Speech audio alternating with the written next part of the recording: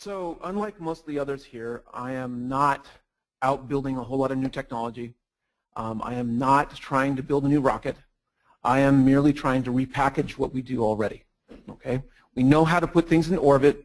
We know how to put things into, to have adapters and whatnot, and all of this, but right now we have a problem with how we, that multiple payloads don't normally go up together except under certain circumstances. So, next slide please. Okay. All right. So we're actually something of a payload broker rather than a nominal launch provider or whatnot. We started out as a Google Lunar X Prize team. We ended up working for years on this, around 2007 until honestly about 2012, trying to get our payload onto rockets and to get ourselves to to compete in the prize. We ultimately, for a variety of reasons, realized that we wouldn't, our whole plan had been to fly as a secondary payload on someone else's launch. We felt there was no way on Earth that we could afford to buy a full Falcon 9 or, heaven forbid, an Atlas to get into space. We realized that in the end, we had to pick. Either we could participate in the prize or we could get it on a launch. And I'm sorry, I left out a small part there. And that was that we went to multiple payloads that were going into orbit, Digital Globe and others, and we went through the whole process of being vetted in order to do the to be a secondary payload and whatnot. And in every single case, they came back and said, "We're sorry, we don't want you on board. It's not your engineering. We believe you that you can pull off what you say you will. What we don't want is any more risk added to our payload. We are going to have, for example, in Digital Globe's case with the WorldView 3, we're buying a launch which is $250 million. We have a satellite that's worth $500 million, and we're going to pull in well over $1 billion worth of revenue off this. Why in the world would we want to have an active propulsion system that's being built by even credible aerospace engineers to be on, and we're going to make $15 million to $20 million off of you being on our launch? Why we want 1/10 of 1% more risk on this launch? It makes absolutely no business sense. So obviously we weren't on the launch. And so we had the story over and over again, but Digital Globe was the one who explained it in detail the most. And in the end, we then started approaching the launch providers and whatnot directly to find out, could we possibly get ourselves as a primary, and then maybe divvy it up or whatever and whatnot. And we found that the launches were just as complex to do as everything else in the Google Lunar X Prize. There's a whole lot more work to do that, frankly, none of the teams have really figured out that has to be done in order to make this work. So after weighing it, after some a variety of other events as well, we ended up going and selecting just to work on the launch itself. So our particular way of doing this, we happened to come out with a modular payload rack, essentially, where we'll be able to put multiple payloads on and deliver it into multiple orbits as needed. We buy the launch and then we divvy it up, is the short version. Let's see if this works. And we don't care who our provider is, whether it's a Falcon 9 or an Atlas, Minotaur, whatever. It doesn't really matter. So the Phoenician 1, which is in progress now, we have already worked out all our contracts with all our suppliers and whatnot. We've already signed up some of our first customers. Penn State, with their Google team, is actually the anchor tenant. And we will end up going, basically our plan is to launch from Vandenberg, and we will end up going up into 600 kilometers sunsync, 99, I think it's 99.7 degrees. And then we will end up deploying a number of small sats and CubeSats from there. And then we will then have the upper stage relight and push onto TLI, which will allow us to go to to send the Google teams and whatnot This is our current, I'm sorry, this doesn't come out real well here. The current trajectory, we go from the sun sink about 45 minutes, and we end up going to TLI, and then we have, for a specific customer, we're doing what we call the backflip up and around the moon and back to the moon itself. This is the mission parameters at this joint. This is for the nominal for the December 2016 launch date. I apologize, a little bit small. You can get it from the PDF.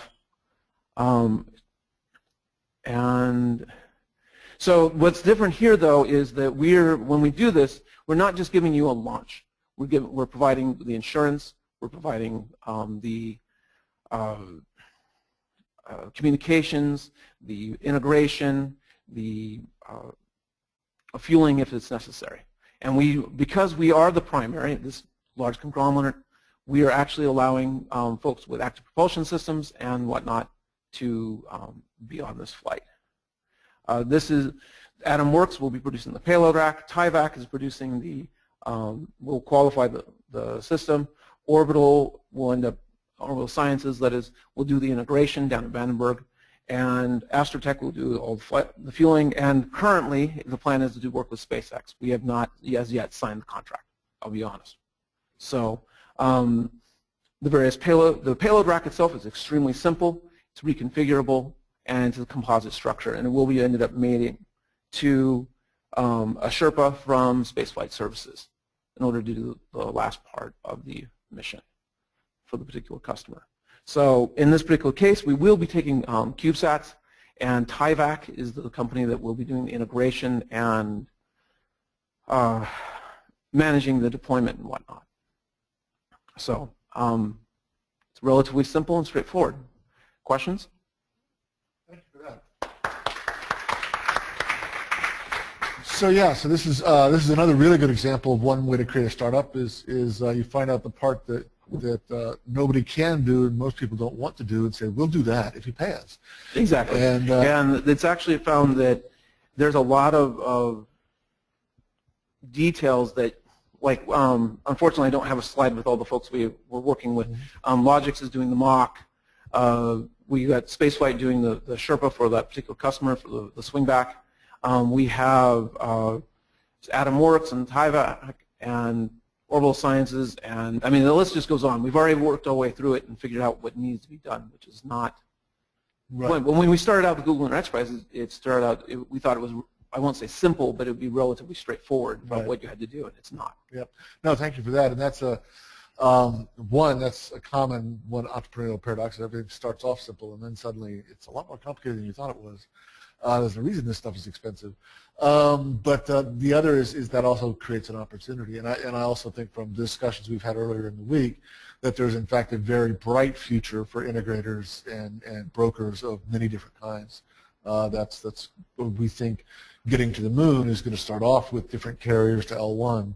And so getting that. Well, the nice thing about this in particular is that we do not have to be just the moon. We can do whatever we want. Correct. Absolutely. And it's also possible to do the payloads to, frankly, of anything. The CubeSats can be anything from 1 to 12U, and we can accommodate 27 and microsats or whatever. Yeah.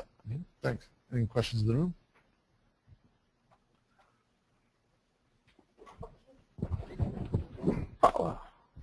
Hey, Bala. I have your non sequitur. I have your lander if you want to take it. Yeah, we'll talk about that a little later. Chad just popped me an email with the pictures. Look what I found. What's your source of funding? Do you have? We actually have a. The funding we have turned up has been through private sources, and the reason being that when we exited the GLXP, we couldn't take donations and whatnot anymore, and we ended up doing. And also the contracts are also divvied up. Like Spaceflight is paying for the right to do the stuff like ESPA slots. TIVAC's actually the one you'll be contracting with to do the CubeSats and whatnot. So we kind of divvied up this sort of thing. But the single biggest source of funding, it came from a private financier. Right.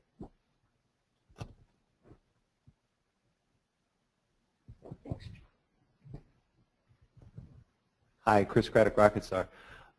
Do you have any plans to look for new rounds of financing, and if so? Actually, we hope that, well, not strike that, not hope, we know that once we do this first one, we'll be able to do it.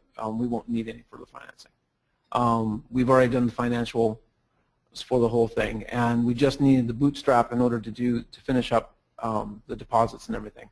Okay. And everything else, because of the contracts we've secured with customers, pays for itself. Brilliant. Well So it's now everything can fall apart still. In some ways, it's a house of cards. I mean, to be perfectly frank with you, too many customers cancel, then you're kind of up creek. Yeah, So but you probably have a large portfolio of them, so if one that's pops out, yes. Yeah, that'll be one thing we want to get into in the design challenges. How do you build that large portfolio? Exactly. How do you go out and do market tests, marketing, market assessments in this kind of environment, especially when in many ways the market doesn't quite exist yet? You actually have to cultivate it yourself. Yeah. You actually go out and find those who have some interest, and you help them find what they need in order to get what they want. And because a lot of times they're at the design study phase, but they are not yet bending metal, and then you connect them to the people who actually are interested enough to allow them to do bending metal, whether it's a donor or it's a investor. Yep, cool. Thank you for that. I'm looking forward to hearing a lot more.